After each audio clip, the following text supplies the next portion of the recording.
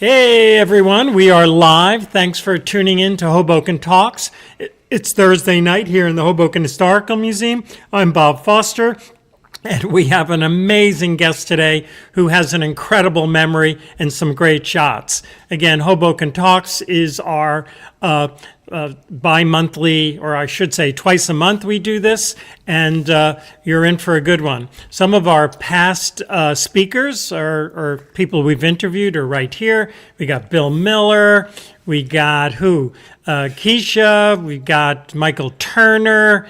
We got a lot of good people. We must have about 150 shows in the bag, which you can watch on YouTube. Tonight we'll be introducing you to Larry Basinski. Hopefully some of you know him, but he is definitely a guy to know.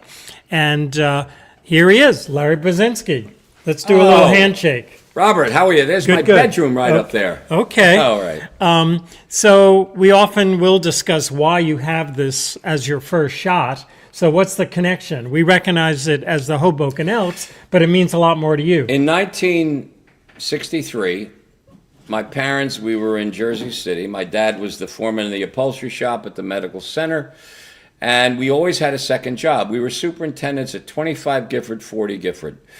We had gone out to Philadelphia, and we were in charge of 3 buildings. They were the superintendents. It was a tough stretch to come from Jersey City to move all the way out to Fairmount Park in Philly. So we moved back to Jersey City. That didn't really work out. My dad had to stay working civil service in the medical center. Frank Hague gave him his job, so he was there for about 35 or 36 years. So my mom answers an ad in the paper while we are back in Jersey City looking for a job as a superintendent. It was for the Elks Club, and it was like in March of 1963. So we, on a Sunday, my dad, my mom, and I, we get to go down. We meet Arthur Scheffler, who greets us in the Elks Club, and he explains to my parents, and I'm just 10 years old getting dragged along, what they are looking for to hire. The Elks Club at that time had full-time live-in superintendents who looked after the building, and we had caretaker and custodial charges. The 3 peaked roofs above was our apartment on the 5th floor. What I'm going to point over to is, there you go, that one there, that was our TV room. The middle room here is my parents' bedroom, and all the way over here was my bedroom. So that's where we lived. I was a kid who lived on Gifford Avenue, 25 Gifford in the back apartment, 40 Gifford in the front, looking up at the sidewalk as people's feet went by. In 1963, I discovered what a great place it was to live, Hoboken, New Jersey. Wow.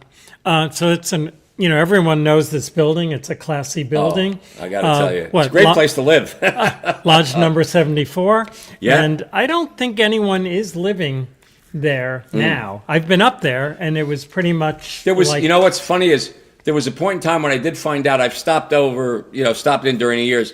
Apparently, for a period of time, I think Troop 11, which is the troop I used to belong to in a Methodist church right next to my grammar school, the Academy of the Sacred Heart, I think they were using the 5th floor apartment as their scout hall. Okay. Either the 4th floor, which is the room down with the 3 windows, and it's just amazing. That building is a half a block long, half a block deep, and it goes from Washington halfway up. The back of it is 1000 Hudson, and you can see off to the what I'm going to say is over this shoulder here.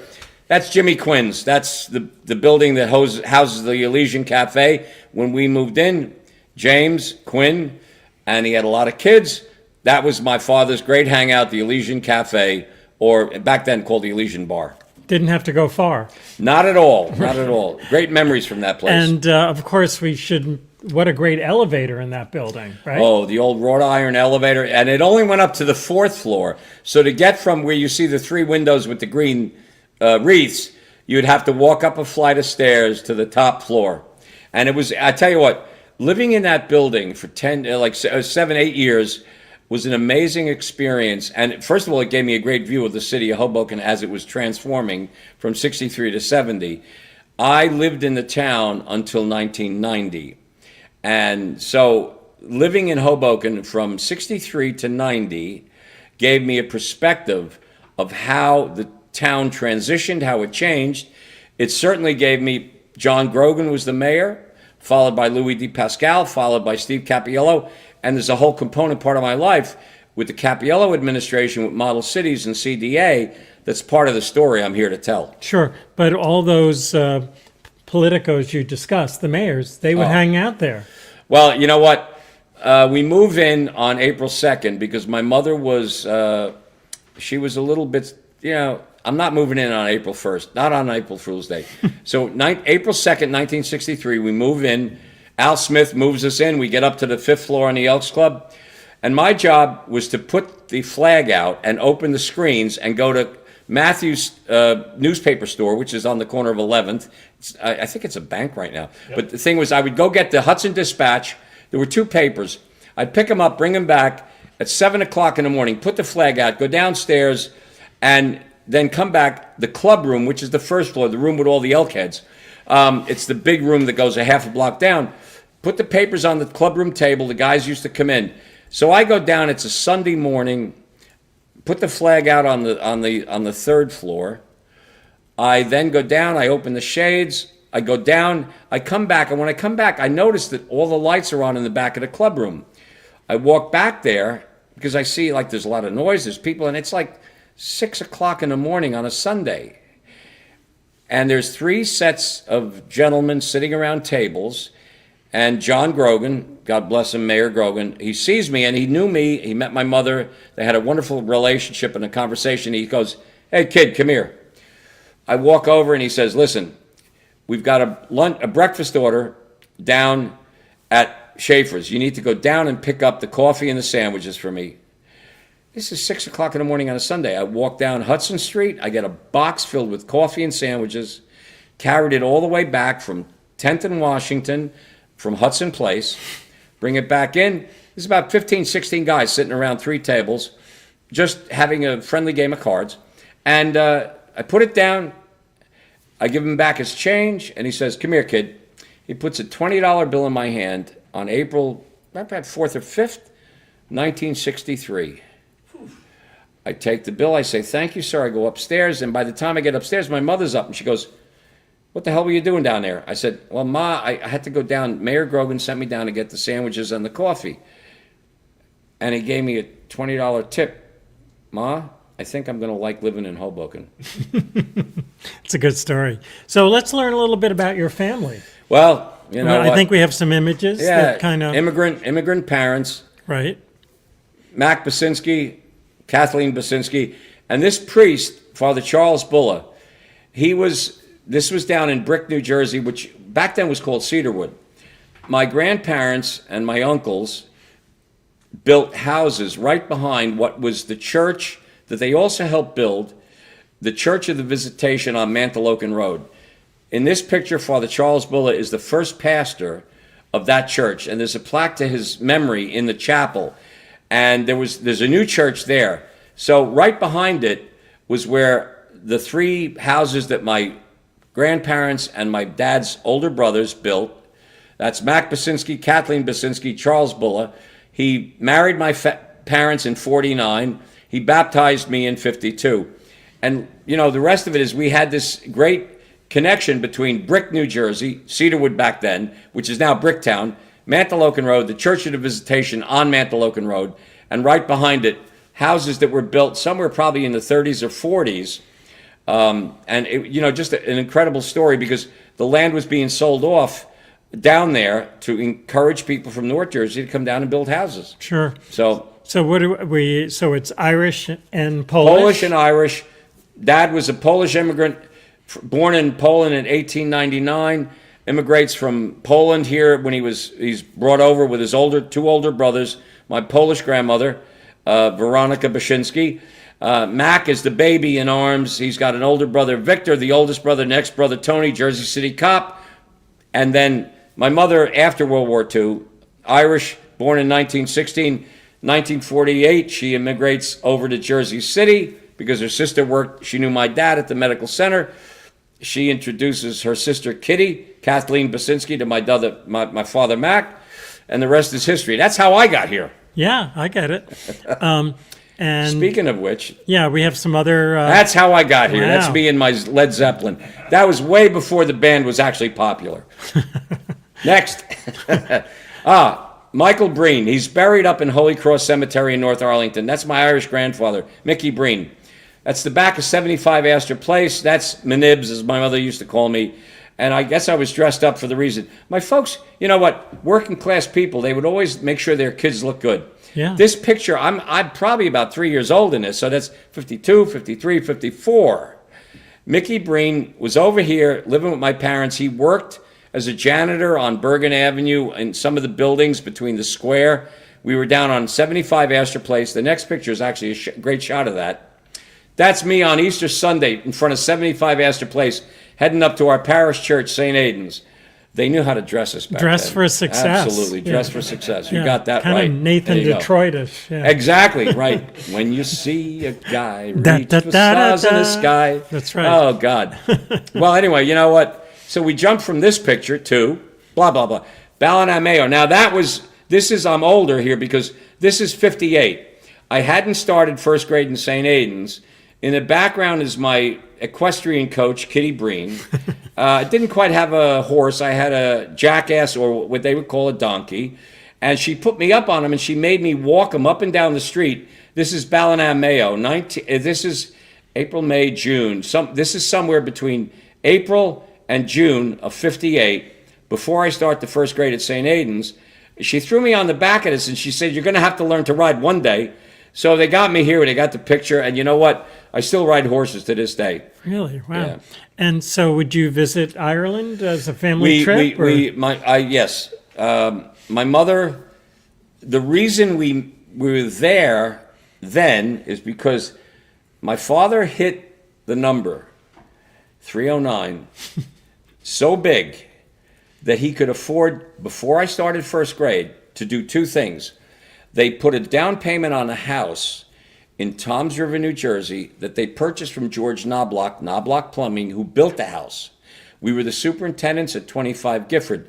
He hits the number, 309, enough that we can put a down payment on a house and send my mother and I, before I start first grade, for 3 months to Ireland. We sailed over and back on the RMS Mauritania, built in 39, so it's the second Mauritania, not the famous four-stacker, the two-stacker. So this is somewhere between April and June of 1958. There's a keyway here. There's the River Moy is just off what would be to the right in the picture. She gets me down there in the row of houses. She puts me on a donkey. We take pictures. It's probably a Sunday because I can tell she's dressed up. And that was my first trip. I've crossed the North Atlantic 52 times. My last crossing was in 2019 on RMS Queen Mary 2.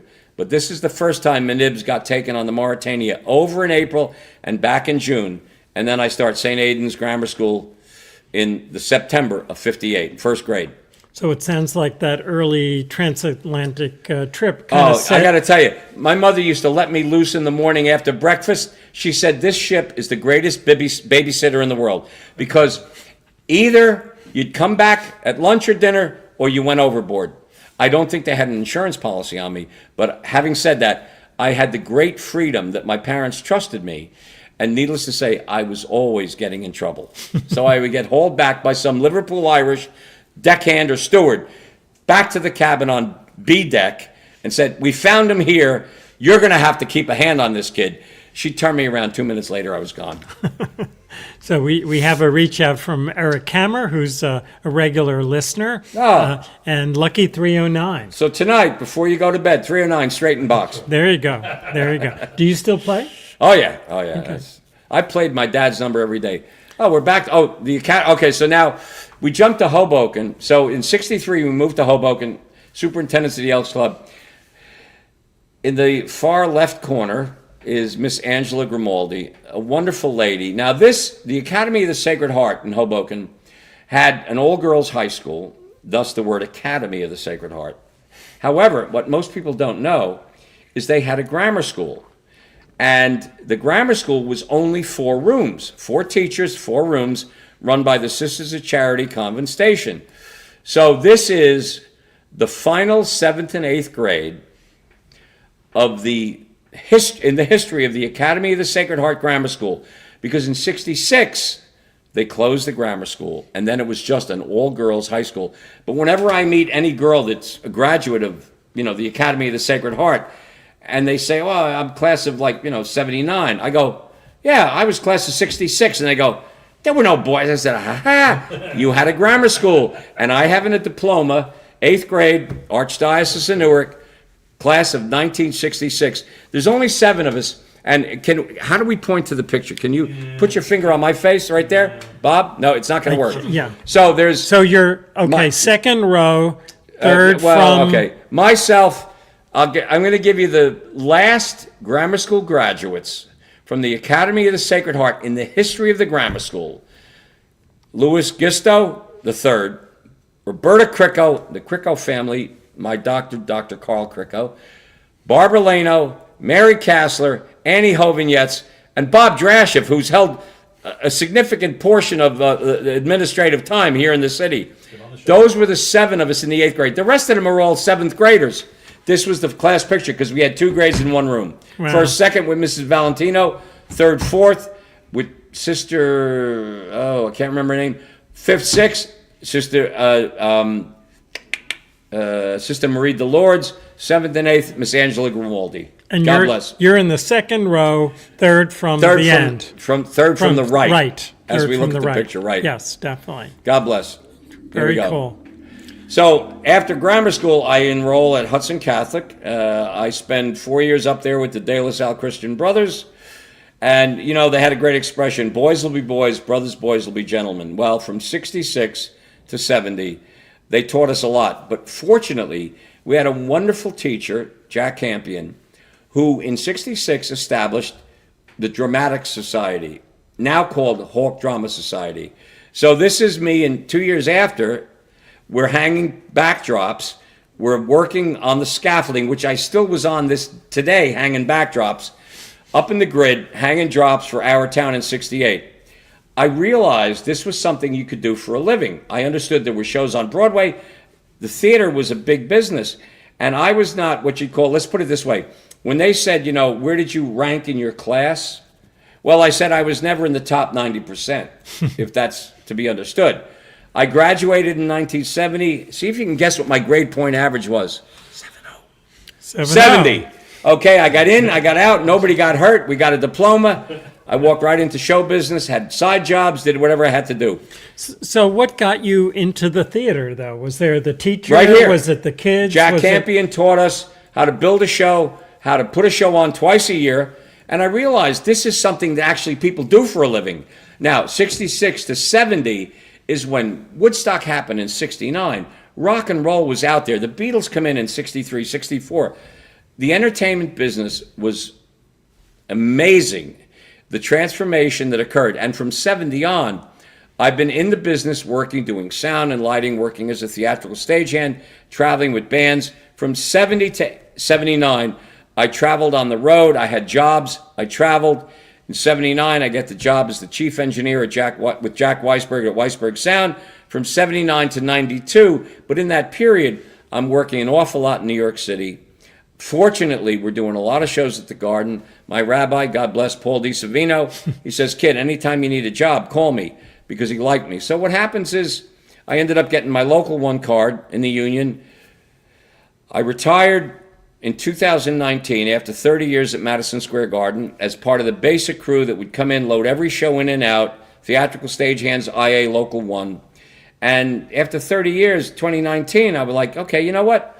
It's time to retire. You've had a good time, good annuity, good benefits. And then 6 months later, COVID hits, and I realize there's nothing to do. And I'm like, whoa. Then that's when I discovered you can cure alcoholism. You can't cure workaholism. Mm-hmm. That you just die. So I'm a workaholic. You got to keep busy. Oh, yeah. I still, to this day, I volunteer at Hudson Catholic. What the brothers taught us, service to others. Go in there, help organize the kids, show them how to build a show, how to build a set, do sound. In 2 weeks, in a week and a half, we're going to be doing Beetlejuice. So today I was hanging 2 backdrops, finishing off the work on that. Tomorrow we're going to go back and trim them, get the stage set, and on the 21st, 22nd, The kids will be, Hawk Drama Society, but we're doing their presentation of the musical Beetlejuice. You know. So you're Whoa! Now that's a handsome guy. Class of 70, Lawrence Basinski, Laurence. You know what? I always tell the kids, all of our pictures are up on the wall outside of the cafeteria at Hudson Catholic. Every class that graduated has been memorialized, and I'm in the third class to graduate. But I always tell the kids when I see them now, I said, come here with me. I show them the top 3 pictures. I said, the handsomest guys that ever graduated from this school, because it was all boys back then, look right here. And there's one face. That's what I call a handsome kid. Do I see a little mustache in that picture? It could be a little fuzzy. Little fuzz. Fuzzy. Yeah, good. Nice shot. Yeah. Black and white hand color. Oh, this is 1204 Washington Street. Now, why are these guys able to play golf? Those are old faces, but I'm going to tell you right now. The guy on the right with the beard, that's me. The reason this picture is here, because from 70 to 79, my folks moved down to Toms River. My mother said to me, 18 and out.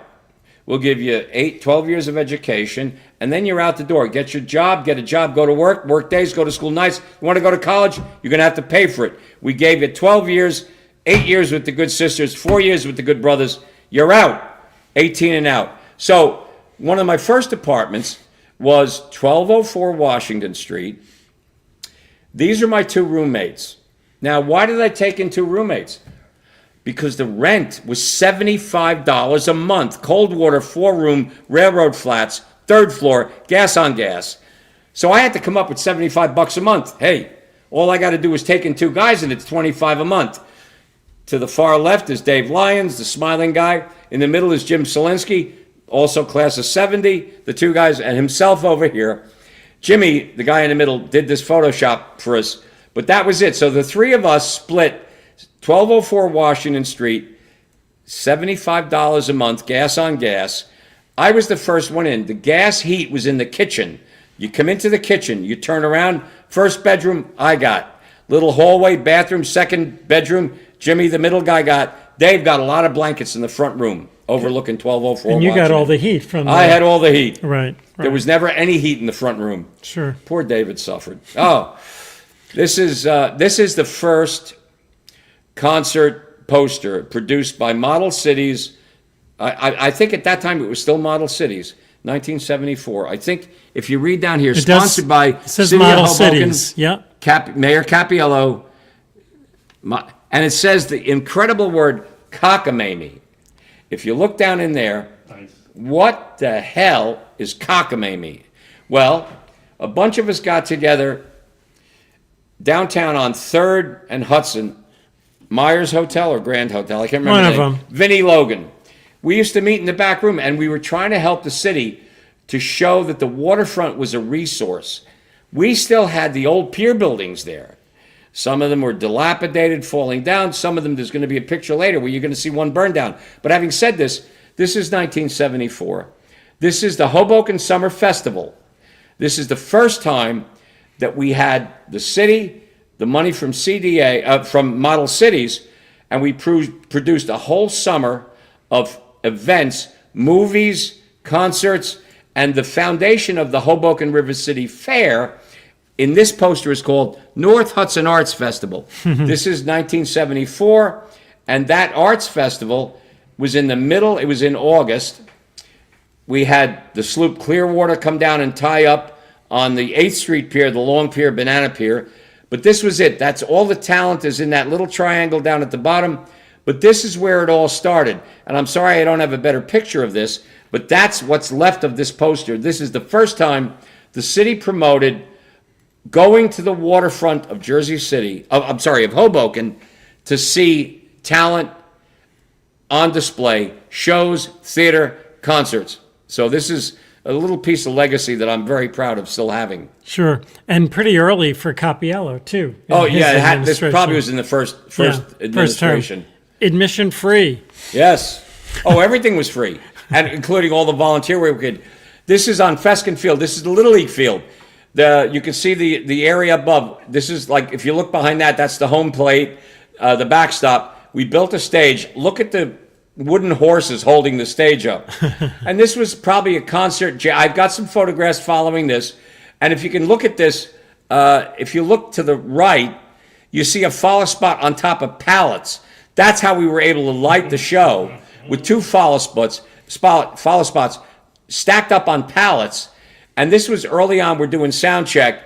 This field probably by showtime had about 600-700 people on it. Wow. Did you build the stage also? The city carpenters came.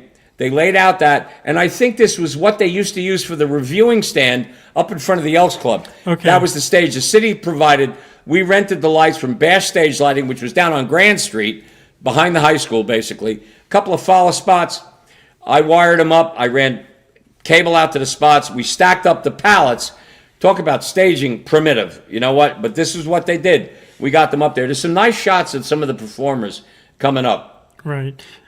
Sax players, this is a couple of shots of the guys that are actually in the band in the prior photo. Our sax player, our trombone player, a trumpet player, and this guy, the legendary Michael D. Simone, drummer extraordinaire, Hoboken. This kid was one of the legendary drummers that played with a lot of bands. Mikey went on to play in the Pits on Broadway. He's still alive today, God bless him.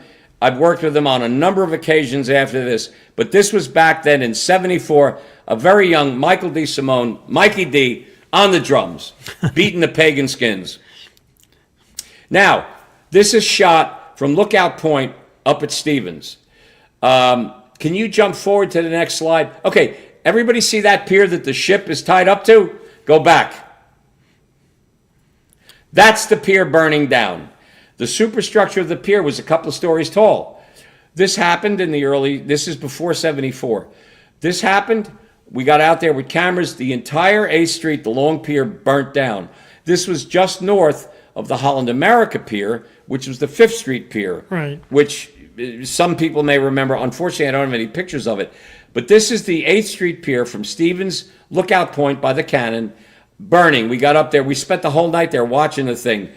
When it was all over, cut to the next slide, that was the deck we had left. And the shot, if you see the Stevens Tower, was just to the left. If you look at it from the left, that's where Lookout Point was. That's where that picture was taken by Jim Solinsky. Now, that street that curves around there back then, it was still called River Street, not Sinatra Drive. That's the long pier. When they tore down the building, that was left.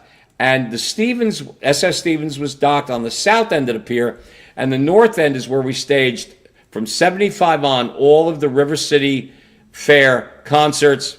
And if you can see that little triangle that's kind of west, that's where we put the stage, and everybody sat looking at the mountain, looking, in other words, towards Castle Point, towards 9th Street. However, if you look at that pier, at the north end of the pier, we had one show that I'll never forget this. We put the stage on the east end of the pier, and the Garden State Ballet performed, Edward Villella.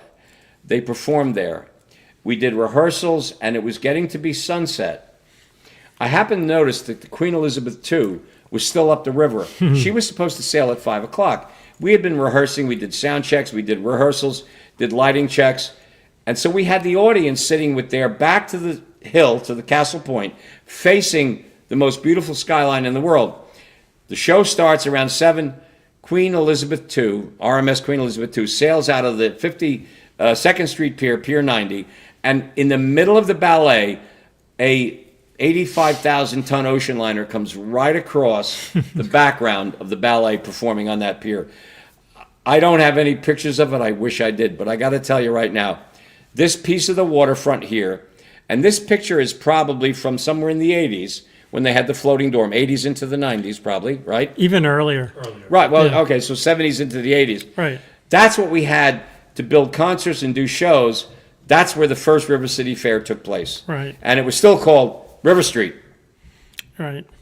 And yeah, just So these are some of the performers. Dave Lyons, that's the stage on the pier I just showed you. Dave Lyons singing. That is the singing plumber, Gene Taronis, legendary Hoboken performer, wailing away on guitar.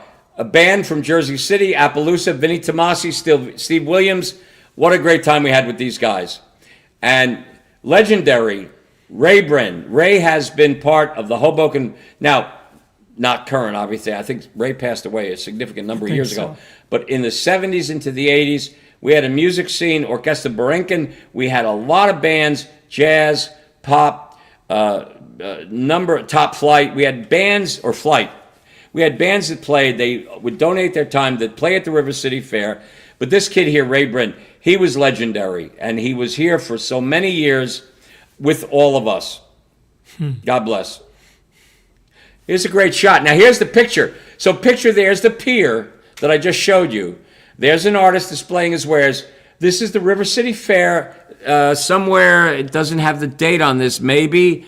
But as you were down on the pier, the cruise ships, the ocean liners would come down the river past us. And that captures what we saw with the ballet in the background at night under the lights of New York City skyline. This is what it looked like down on the 8th Street Pier, the long pier.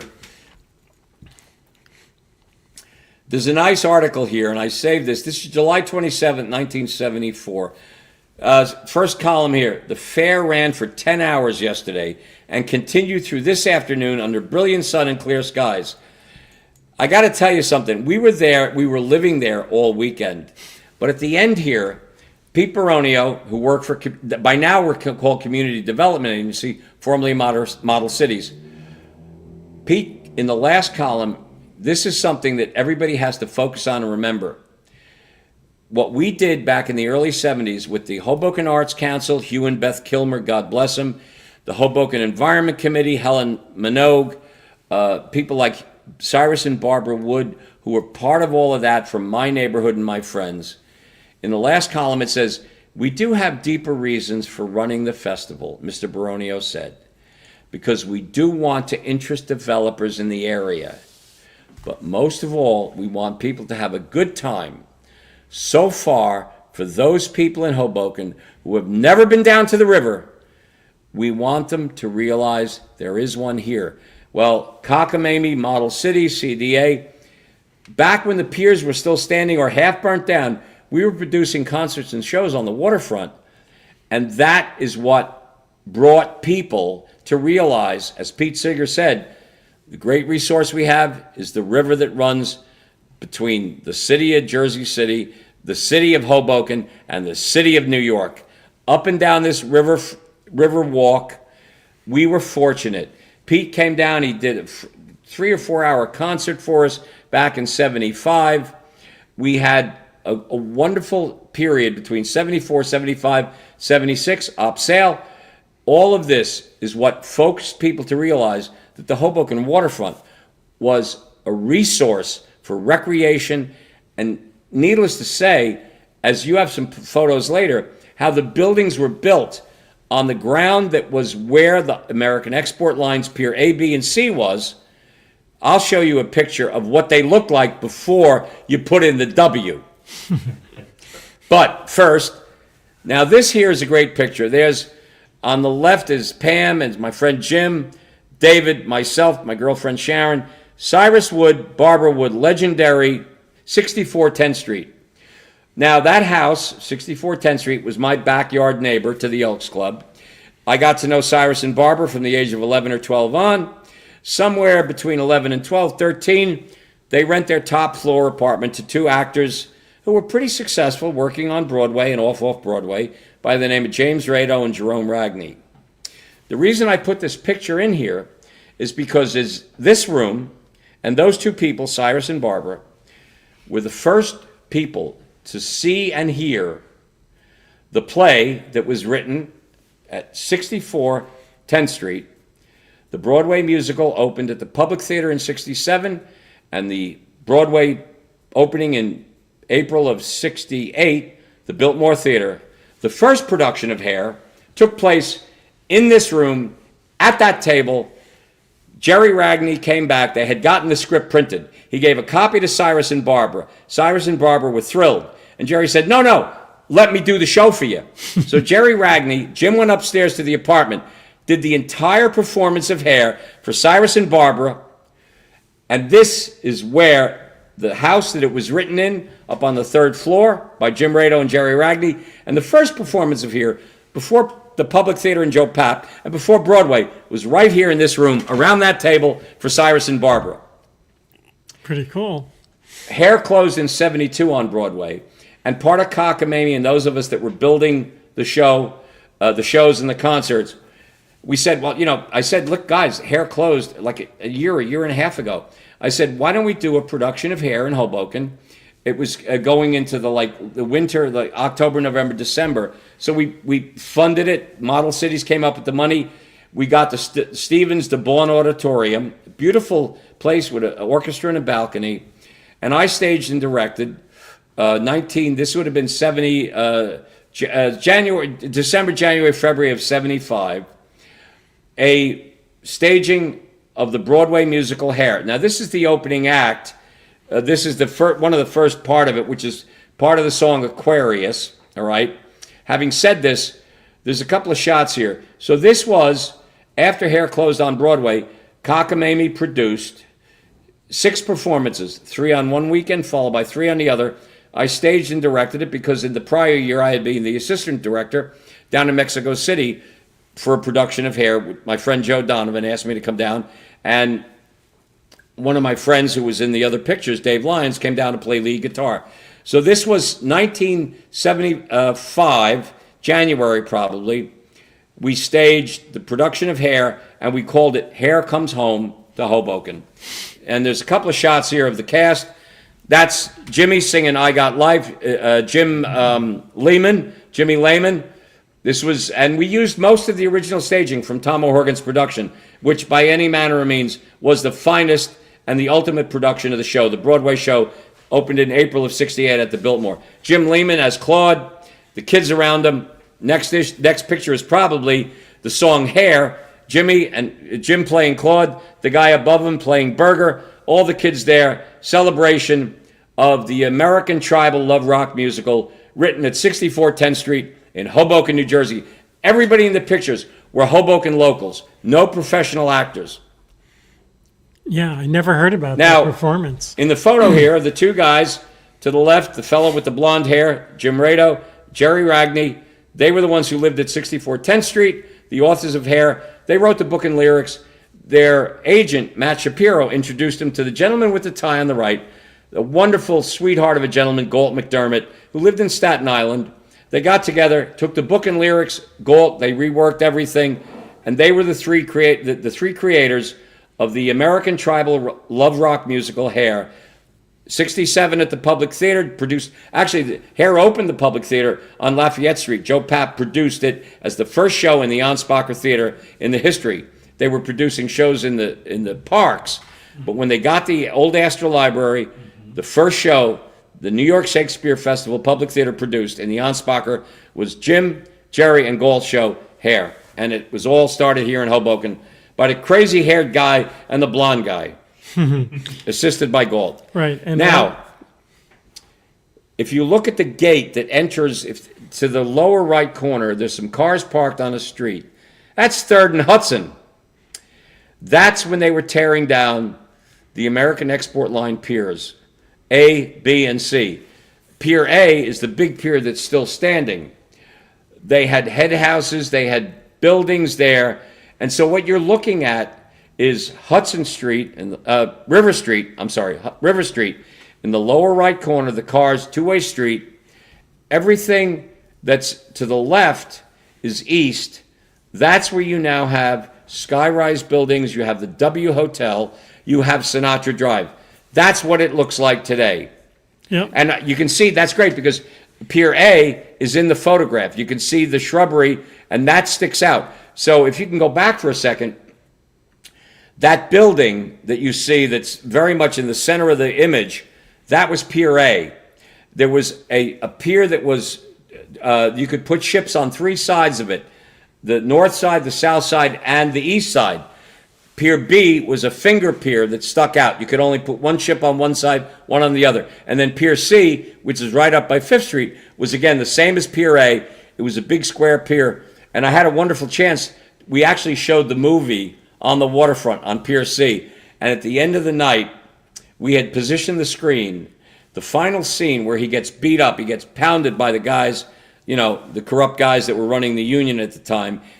He takes a beating, and the guys say, "We don't go back unless Terry goes back." So that scene at the end of it, the boathouse was the Hoboken Yacht Club. I positioned the movie screen, so on Pier C, I wish I had a shot of it.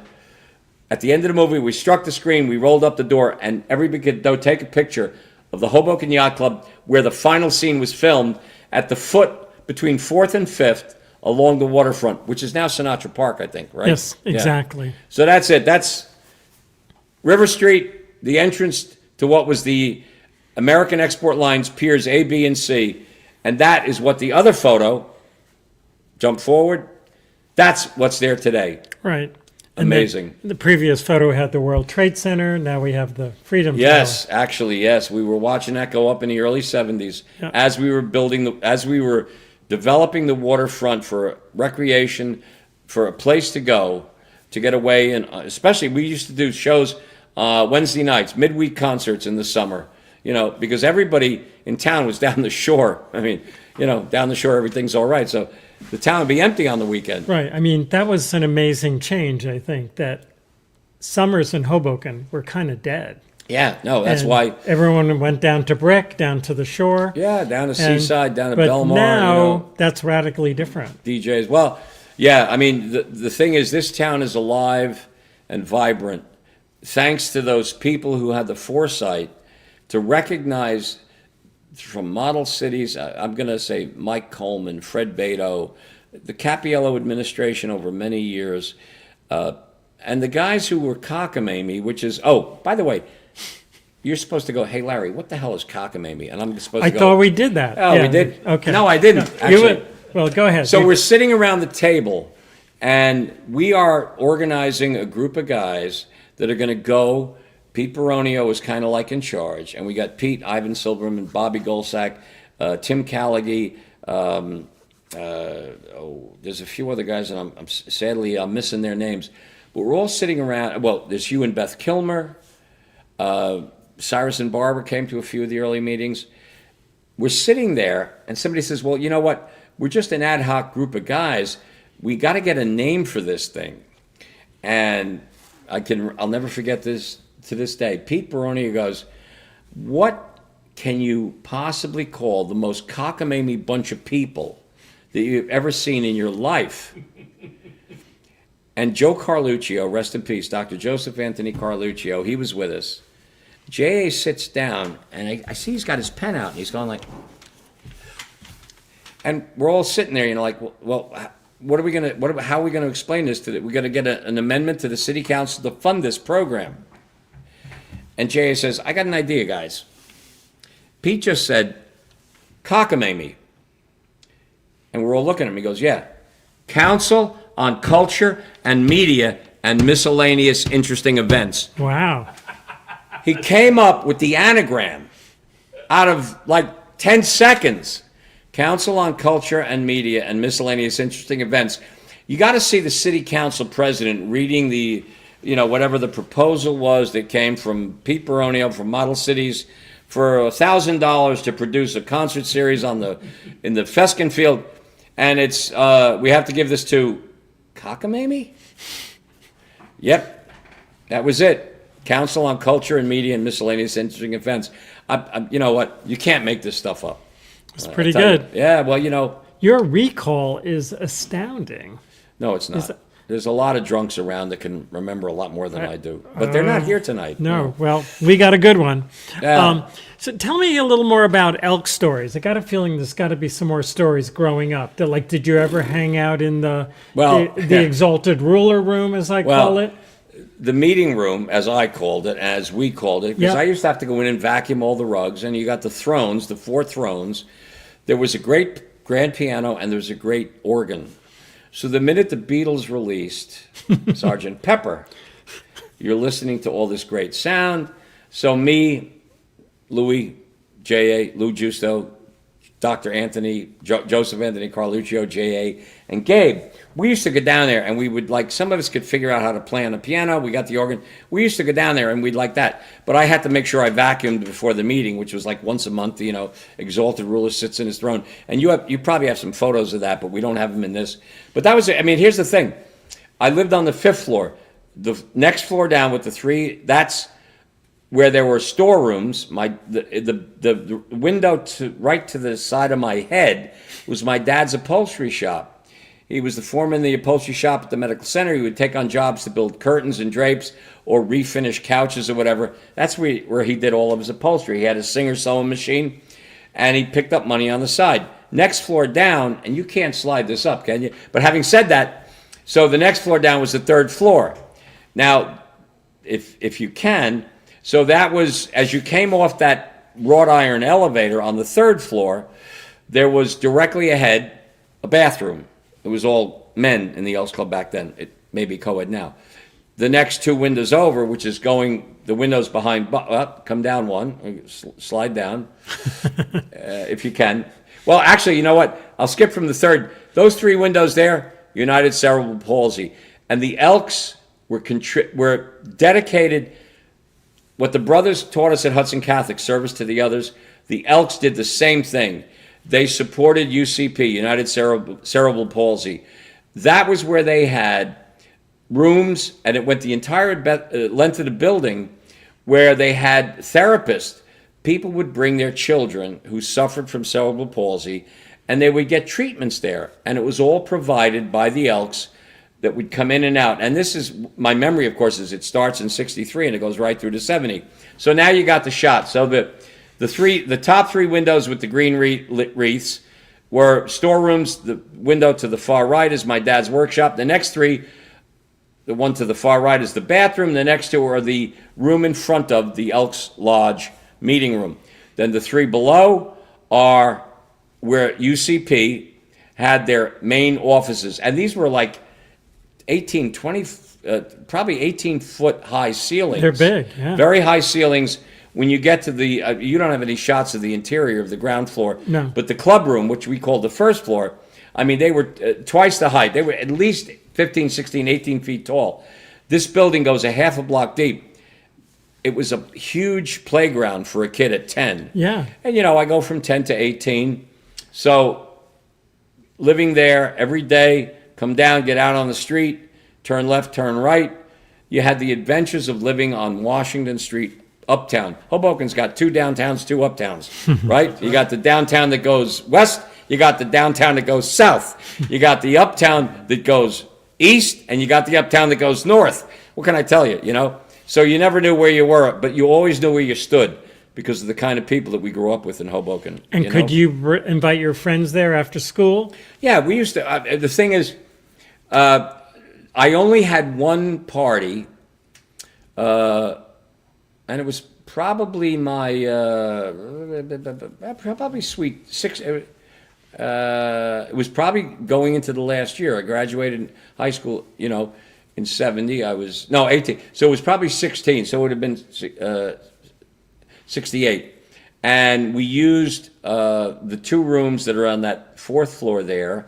And we had music. Steve DeGennaro brought records. We played records. We hung out. We danced. Richie Buckley, Dr. Buckley's kids, Louie, J.A., Gabe, we all grew up together in town. But for the most part, everything was outside. I mean, you went out, you hung out, you went to Umlin's, you went to Benny Tadino's. There was a great little pizza shop up in the corner of 11th and Washington, right next to, speaking of... Cosmic Pizza?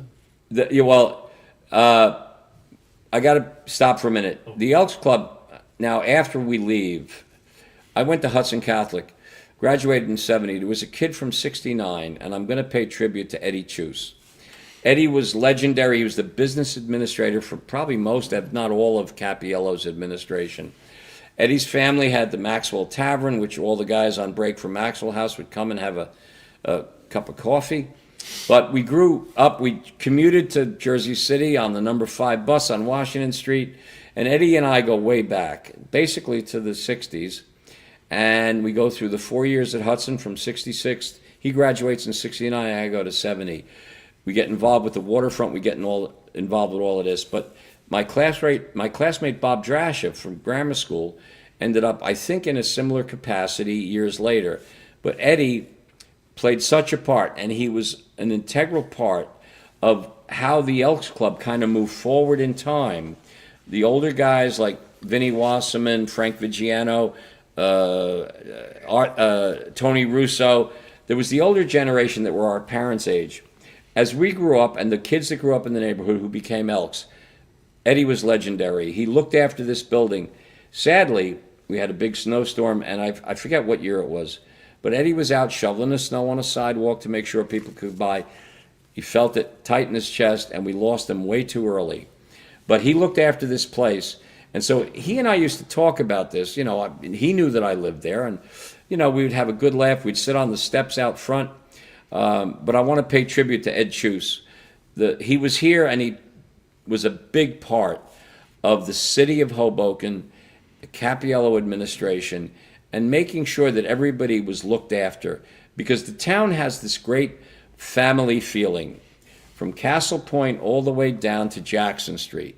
You know, it's a mile square. Everybody knew everybody. We grew up, you know, you went to the grammar. Look, there was one high school, Hoboken High. You had various grammar schools.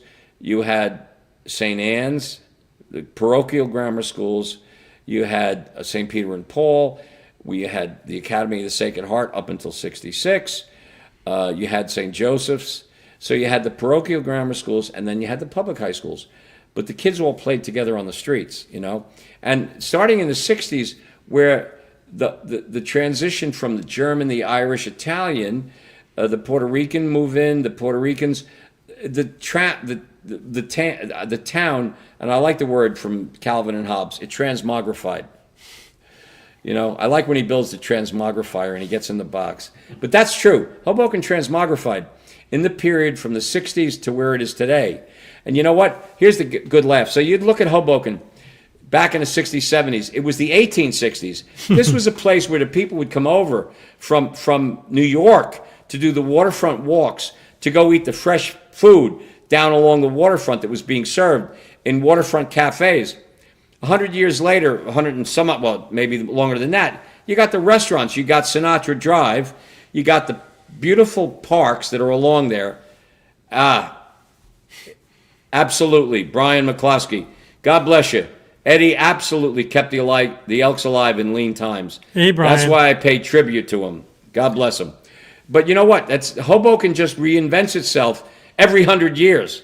So now we're talking here, and you're looking at this town with the high rises and all of this. Let's jump forward 100 years. You're not going to be here. I'm not going to be here. Well, maybe I might be. You won't. But having said that, it's going to be an amazing story to look back. If they can take this, who were those two old bastards talking there? Look what they were showing us. Burnt out piers and a waterfront decrepit. They used to tie up an ocean liner next to it for dormitories. I can't wait to see it, Hoboken 100 years from now. But the river will still be there. That's and right. It's still going to be a resource. God bless Pete Seeger and the Clearwater and the Hudson River Sloop. You know, the people who taught us clean up the river because it's the greatest resource we ever have.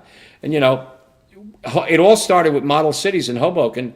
It spread out to Jersey City. It spread north to Weehawken, up toward Imperatori's period, down to Bayonne.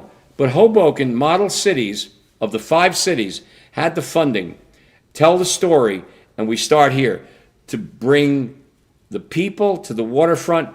And thank God, during the Johnson administration, they came up with model cities to help the 5 cities across the United States.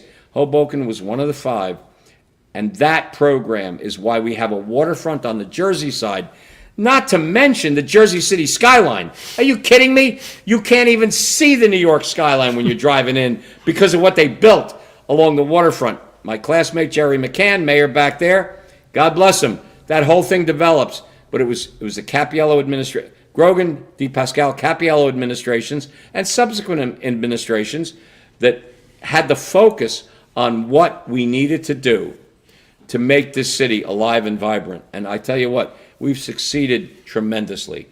I was just thinking we spent a lot of time with this Elks picture, and I should mention that we're doing a big gala in a few weeks. I'm spacing on my date. I think it's December. You remember? 6th. December 6th, the Saturday night. No, it's the day before Pearl Harbor. That's great. Okay. Are we going to get bombed on December 6th and on December 7th? No. All right. Well, one of us is. It's a Roaring '20s theme, so we're going to go out on a prohibition kind of approach. Yeah. But you're actually helping us out with sound that night, Yeah. right? We're going to.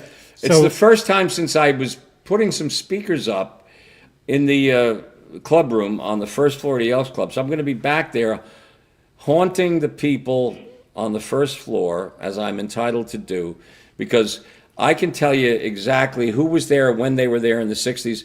There's a great little room off the club room. It's called the pool room, where the bar is. right downstairs. And you want to talk about a memory. I used to go down there with my dad on a Sunday, and he taught me to shoot pool. They had a beautiful professional-sized pool table. Now, we would get down there on a Sunday after Mass down at St. Peter and Paul, come back before Sunday dinner. We'd either go out for a drive, go up, come over the bridge, come down by Pier Row, by all the ocean liners, come back through the Lincoln Tunnel. I used to get to go in there and sit and watch Dr. Buckley, Judge Hanrahan, Bruce Reynolds. There were some guys that were pool sharks, that were great pool players. And we sit around, I could sit in the room, they would let me sit there with them, and I'd watch them take shots. And these guys played pool 5-6 hours on a Sunday in the pool room. The pool table's not there anymore, but when we go back in there, I'm going to show you where it was. I have this great memory from the Elks Club of just watching these guys shooting pool. The funny thing was, I'm right-handed, okay, right with the right hand. My father was right-handed, so he hands me the pool stick, and he says, I'm going to teach you how to play pool. The first game he taught me was a game called Slobber Ass. Chicago. All right. These balls in them pockets. However, he hands me the pool stick, and I don't know if I can do this. So I grab the pool. I got to put my hands up in the air. Oh, it's not going to work. I got to go on camera. Go ahead. I grab it. I grab the front of the stick with my right hand, and I'm shooting with my left hand. And he goes, "You're shooting southpaw. You're right-handed." I said, "You gave me the stick. This feels good." I had no idea. I'm ambidextrous. So he was like, "You're kidding me." So he taught me to shoot southpaw. We played hours, for 5, 6, 7 years, from the age of 10, 11 on. We used to go down there. We had that. And the guys the members, then the pool room was one of the great little treats for me to go down there and hang out with my dad to shoot pool. When the members would come in, we would stop. The guys would say, no, stay here, Mac. Let the kids stay. And I get to sit there. Needless to say, they filled me up with Cokes with cherries in them, But I tell you what, great memories of those guys that shot pool at the Elks Club back through the 60s in the pool room. So also a bowling alley down there? Yeah, well, when we first moved in 63, one floor down, which is where what was called the grill room, or it's the bar, it's one floor down, it's below ground. They had 4 lanes, and when I went in there, my mother said, they want you to go down, they're going to use you as a pin boy. It was not automatic. So the bowling pins were at the front end, which is the face of the building you see here. Directly below the facade was where the lanes were.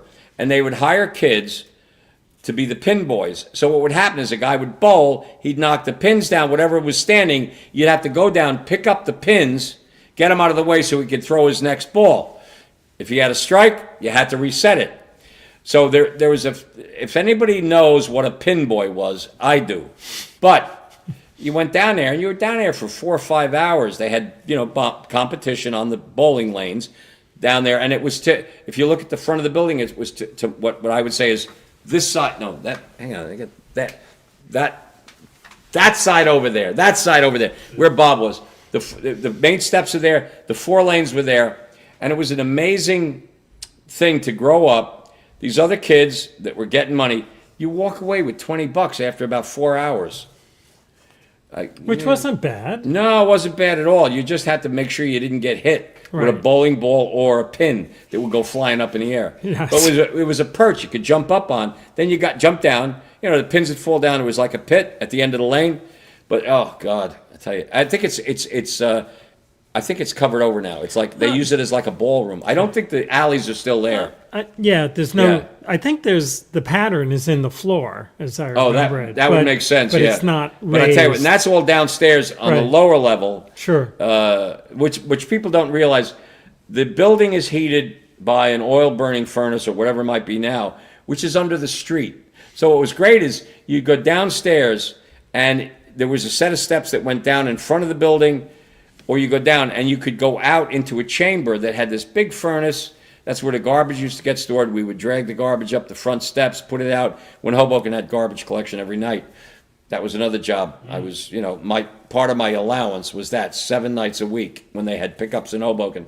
But I tell you what, the place is an amazing place to walk through, because the building was built probably in the 20s or 30s, I think. Earlier. Earlier. Yeah. So it has this great old architecture and this great old feeling. Definitely. And when you walk into the club room, which is the first floor, you go up the steps, you go to the left, all the elk heads are lining the room. You're going to see this when we do the party there in December. That's been there forever. Sure. And I'm thinking the furnace probably was like a coal bunker originally. Probably originally, but by the time we got there, it was oil. Yeah, sure. I grew up in Jersey City. 25 Gifford had a coal burning furnace. McConnell used to deliver the coal. And my mother and father, we used to have to burn the garbage in the incinerator. Dumbwaiters, every night, 7 days a week, collect the garbage, take it to the incinerator, and burn it after dinner. That's why we moved to 40 Gifford, because it was an oil burner. Okay. And you still had to do garbage, shoveling. but there was no shoveling coal. So, Right. and by the time we got to the Elks Club, it was an oil furnace, an oil Sure. burner. Yeah. 1888 for the Elks Club. Sorry? 1888.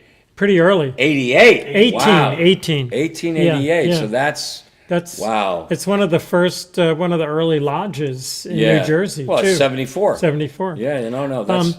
So there is a really nice plaque for Eddie Yes, Chus. I know that. Okay, it's I've like a seen relief that. plaque, really Yes. beautiful, just in the hall there. Yeah, And then I'm thinking about, we're sort of winding down here, but I was thinking of another name that I know you're good buddies with, Pierre Maneri. Oh, yeah, Jean-Pierre Maneri. So what's your connection there? Well, we grew up together in town, and Pierre is also a theatrical stagehand.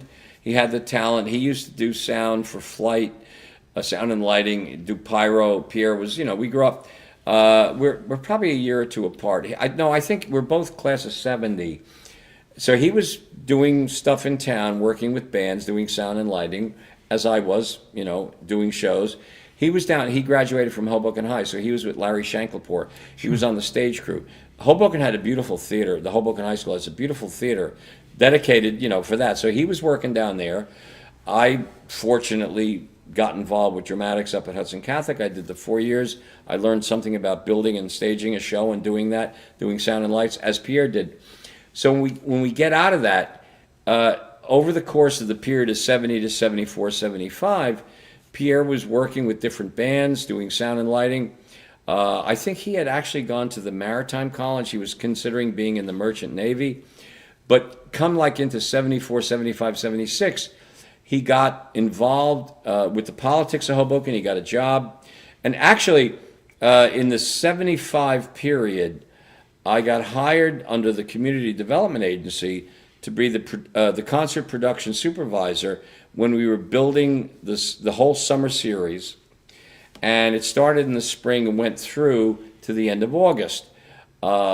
They decided that the program was over, so my position was terminated. I was able to collect unemployment. I got another job. I was working doing sound and lighting for certain rock and roll bands. And about a year later, I find out that they decided to bring the job back, or a similar position, and Pierre had the position. So we got together. We were laughing because we were dealing with the same people in the city we grew up with. And he was now doing that kind of work for the city of Hoboken, as I was in the year of 75. Pierre takes over in 76. Now, 76 is op sale. That's, the bicentennial. We had a tremendous amount of activity on the Hoboken waterfront. And it was still burnt down, blown out buildings. I mean, but all the ships were going up and down the river, the op sale. Jump forward 10 years to 86, which was the relighting of the statue with Iacocca. And that was when we did a big concert, all-day concert on Pier A. By then, the deck had been flattened. They didn't have shrubbery and trees and grass. It was just a big flat deck. But 86 was another big celebration. And that was actually the year that we got the contract. I was running Weisberg Sound at the time. And we came in with a sound system. We did the shows on the pier all through the Friday, Saturday, and Sunday weekend of the celebration of 1986, which was the relighting ceremony of the Statue of Liberty. Sure. We had a great time. And Pierre, we worked together on that. He was instrumental in helping me get the contract because they were putting it out to bid, because I knew I was very familiar with that, and I knew how to get generators to hook up and work because there was no power down there. I mean, the thing about doing anything along the waterfront is you had to take power off of the telephone, the lamps. poles. Oh. So, I mean, God bless Mazaka, Johnny Mazaka, and I'm trying to remember, they would have to pull feeder cable down from the transformers up on the poles to get us power on the old stage up on the long pier. But, we did it, whatever we had to do. Sure. Bash Stage Lighting provided us with a lot of lighting equipment back in then. They were from Grand Street. But Pierre he's still with us. They retired. They lived down in Clearwater Beach. I talked to him a few days ago, actually. I told him about this. And I said, do me a favor, send me some pictures. He couldn't find any pictures. So, So we're saying hello to Pierre in and Clearwater. Marge, Pierre and Marge in Clearwater, and all the people over the years that have contributed in a significant way to making Hoboken what it is today, to being able to be part of a family that tells a story every day when they get up and they go to work. It's a working class town. It's never been anything other than that. Even though some of them may work in offices, not factories anymore, but you still get up every day, you go to a job. You got you got a ferry at one end, a ferry on the other, and a bus that goes from here to there, and they drop you off on 42nd Street at the Port Authority. I mean, come on, this is heaven, hell in Hoboken. That's right. Living here was heaven for me from 63 to 70, and 70 graduate, my parents move out. I stay here till 90, then I move out west to Republican Morris County. Ooh, what a mistake that was. But we're glad you're here tonight. We're kind of winding down. I was sort of looking at our membership roles, and you're in a special category. That's right. You are special. You are a lifetime member. That's right. And just to give a little context, I think it was in the mid-'80s, we came up with a fundraiser that said, let's create a lifetime membership. And I think it was $100. And I remember arguing about this, like, were we ripping people off? Meaning, would we be around? I think membership was maybe $15 a year, and so this was $100. Yeah. And would that mean that would we be around in 7 or 8 years? Like, would people be overpaying for their membership? Yeah, no, so I remember that well, actually. And we actually don't honor new lifetime members that much, except if it's a really good donation. But we have that category called lifers. Yeah. And then we often joke that maybe people would renew their lifetime membership. So does this ring a bell? Yeah, well, you know what? I saw the letter in June, and I was thinking about it, and it was 100, 125 back in the 80s, right? So, and I get the publications, I get the print media, emails, all of this. So I would say the decision I made to make a $100 donation back then for a lifetime membership was a pretty smart move. And you know what? I'd like to make another move right now because I understand. And you know what? History, look, if those who fail to study history, well, they fail. We need to know who we are, what we're about, and where we came from. That's history. So what you guys have done here to preserve history and to understand that the legacy of Hoboken goes way back in time, right? The Indians, Hoboken, Hackinaw, what a great deal. And especially, I love the idea that the Hoboken, the west end of Hoboken was a swamp. And I love the article about how they had the planks and the people were living out there on top of a swamp, how they filled it in, Long story short, we came from somewhere. The city built on top of a swamp, except for Stevens Hill. God bless John Stevens and the steamboat.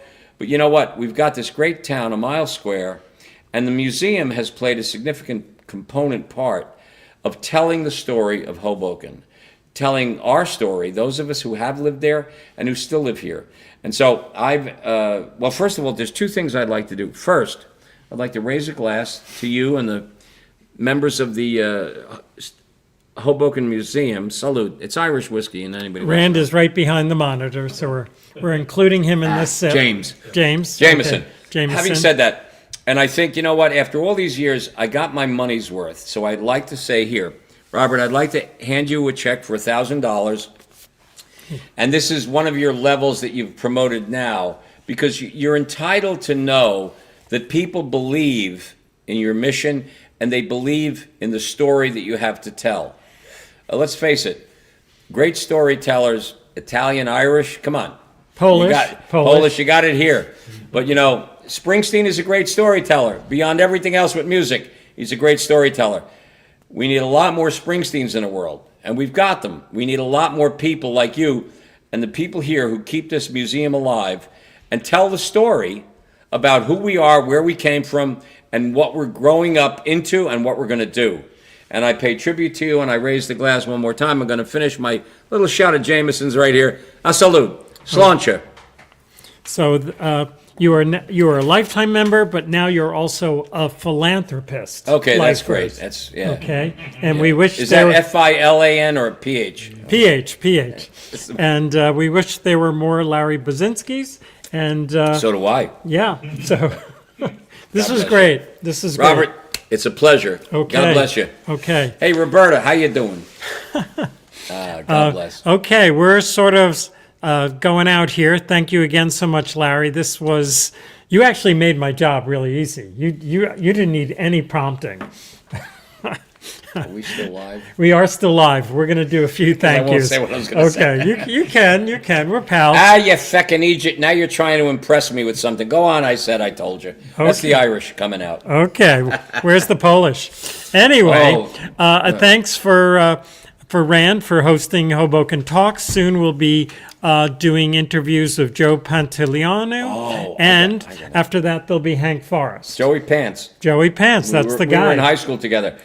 Oh, that's way back in time. Who graduated? He went to Hoboken High. He did? Okay. Yeah. Okay. No, so cool. And so that we're looking forward to that. We also want to thank some of our major supporters, such as the New Jersey Historical Commission. I'm not going to read all these names, but these are also philanthropist people, and your name will be joining them soon. Thank you. And this is our Shipyard Circle category, and these are all people who help make us look good with monetary support, and we just take it from there. And a lot of great people there, including many museum trustees. Iron State, also known as Applied Companies, you'd know them better that way. They've sort of rebranded, and they are responsible for the beautiful space that we have, and we thank them every day. In addition, we want to mention that we're kind of on a roll here. Thursday tonight, we're doing this interview. Tomorrow night, we're doing an interview with Kevin McCloskey. We actually heard earlier today from Brian McCloskey, his brother, when he was talking about Eddie Chuse. He did a little text in. So Kevin, yeah, we're still on camera. Okay. So Kevin, I'll tell you when we're off. Anyway, Kevin is doing an exhibit here in the upper gallery based on his book that was produced 40 years ago when the waterfront was Wiley. And it's called Walking Around Hoboken, and it's a charming exhibit. And kind of some of those pictures. I got that book. Yeah, Absolutely. definitely. Yeah. And then our classic exhibit that's curated by Holly Metz is called the Hoboken Meadows. The plank boards. Larry is just referring to it, and that will close December 23rd. So you got a few weeks. You don't want to miss this one. No, that's great, because for people to look at what the western end of Hoboken was like and what it is today. That's why you still have the water that floods, because it's a lowland. But to think that this is what, whatever that period of time was, that is what it grew out of. Hang on, turn that thing off here. Sorry. Yeah, that's an amazing. I was really impressed with that. I don't know, is the text still there? Was it Deacon Healy? That's Tom Healy. Grew up in Jersey City, graduated from Marist.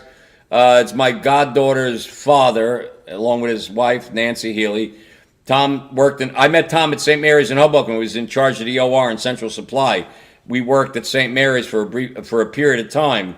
He's down in Florida right now. So thanks, Tom. Exceptional show. You're right, Tom. You hit it right on the head. And that's a friendship from 40 years or more? Since the 1973, 4. Yeah, Wow. go back. Amazing. Yeah. James Brennan, great talk. That the road was Shore Road. It wasn't River Road. You're right. It was the Hoboken Shore Railroad. Thank you. I stand corrected. But I think also known as River Road, too. Yeah, well, it was, Okay. You know what, we're going to have a debate on that. Okay, got it. That. Well, yeah, another one. Anyway, here we are commenting. We'd love you to, make some comments on our YouTube channel. We'd like you to share and subscribe. It sort of gets the word out there. And again, this was Hoboken Talks, which we do twice a month on Thursdays, live at 7 o'clock. And then we do have archive shows on YouTube, so you can watch them pretty easily. And we are in at an hour and 15